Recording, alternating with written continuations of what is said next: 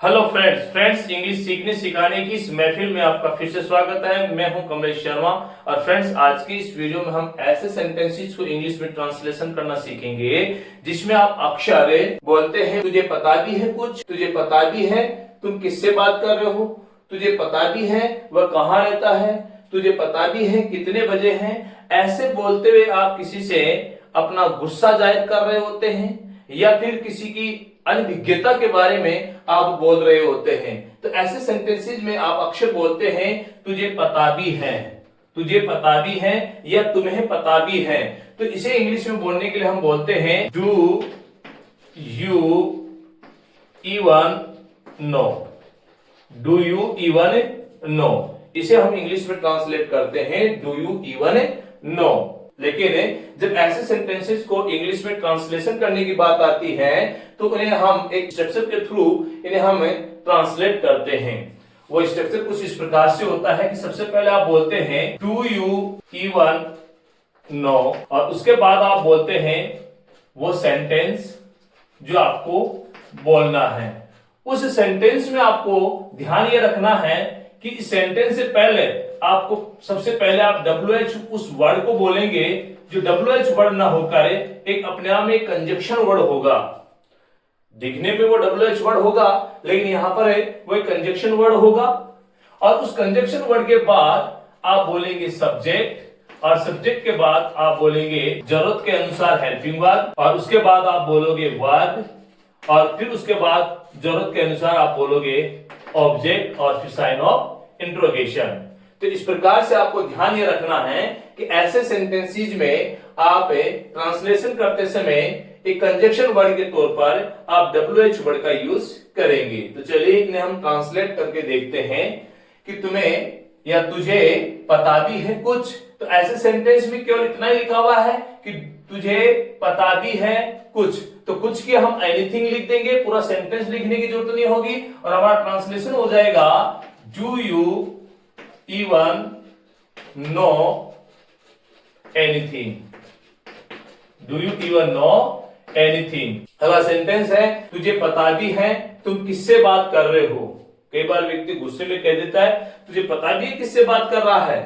तो इसके लिए हम बोलेंगे do you even know who you are talking to. तो आपका सेंटेंस हो गया do you even know who you are talking to.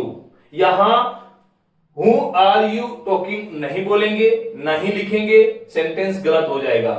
तो इसका मतलब हुआ कि तुझे पता भी है कि तू किससे या तुम किससे बात कर रहे हो।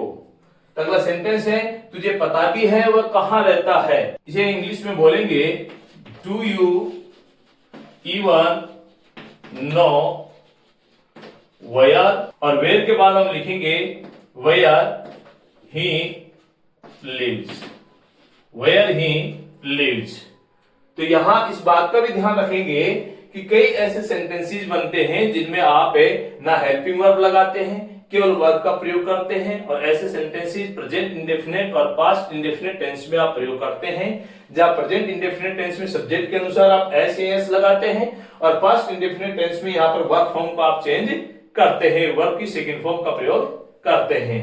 तो चलिए नेक्स्ट सेंटेंस हम देखते हैं तुझे पता भी है कितने बजे हैं। तो इसके लिए हम बोलेंगे do you even no, do you even know what time और इसके बाद आप बोलोगे इट इज।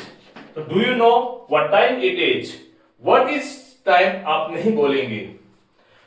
तुझे पता भी है मैं कौन हूं, तो इसके लिए आप कहेंगे डू यू इवन नो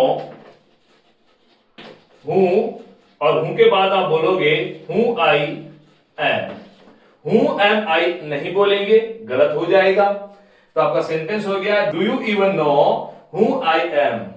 अगला सेंटेंस है तुझे पता भी है इसके बारे में। तो इसको हम बोलेंगे do you even know about this. तो हमारा सेंटेंस हो गया do you even know about this, क्योंकि आगे को पूरा कोई सेंटेंस नहीं है, केवल दो शब्द हैं इसके बारे में। तो अबाउट दिस। अगला सेंटेंस है तुझे पता भी है वह कहां गया था, मतलब पास्ट की कोई बात बता रहे हैं यहां पर तो इसको हम बोलेंगे do you even know where he went. तो आपका सेंटेंस हो गया do you even know where he went.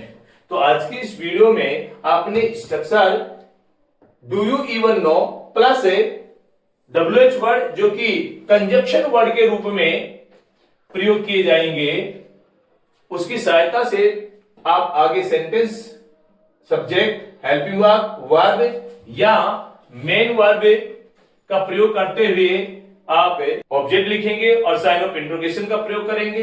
और इस प्रकार के सेंटेंसेज एक नहीं बहुत सारे अपने मन से आप बनाएंगे।